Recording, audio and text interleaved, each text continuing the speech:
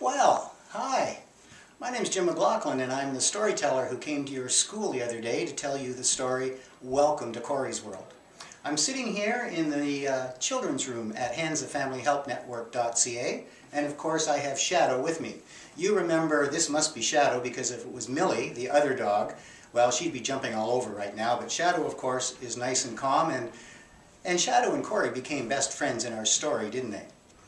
I really appreciated the way you understood the poem the other day, and you always remembered that last word. For example, today you'll meet Kory. He loves the color blue, that's right. He lives with his parents and his sister, Sue. Very good. He lives with a hope to be more like you. Today you'll meet Kory. He lives with autism, too. And what we are trying to do in the story, of course, is explain what it's like to live with autism, both as an individual and as a family and as friends.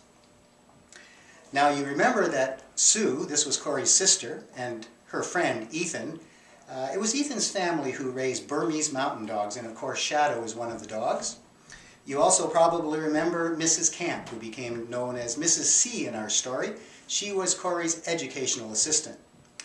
You probably also remember that she was having some heart problems, and there was that emergency situation when Kory actually had to phone 911. And because of his quick actions, which were pretty tough for Kory to take, he actually became a hero in the school.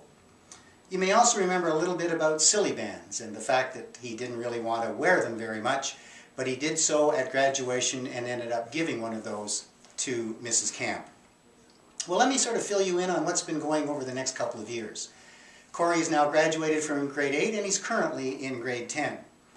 He has a half-time educational assistant, and he's able with his friends and because of the understanding of his teachers to be able to handle the regular classroom much better. He still has times when he needs a timeout, but it's easier for him to ask. His sister Sue's in grade 12 and she's become a very strong advocate for autism. She's written a couple of articles in the newspaper, and she has been invited to a provincial conference on autism in the city of Toronto. And you'd be amazed to hear that Kory and the whole family went to this conference.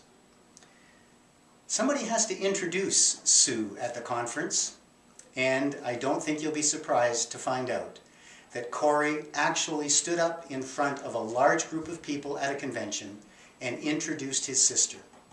People were very proud of him for doing that. It was wonderful. And oh yes, the other thing that Kory did, he visited the CN Tower.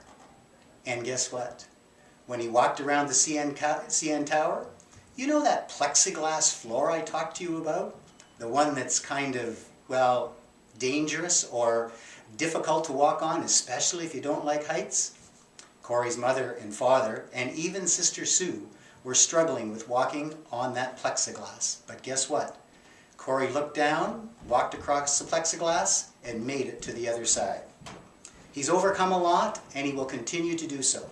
So remember, when we're working with students who are living with autism, when they're our friends, when they're in our family, they require a lot of patience, they require a lot of understanding, and they will always grow to be strong and better people.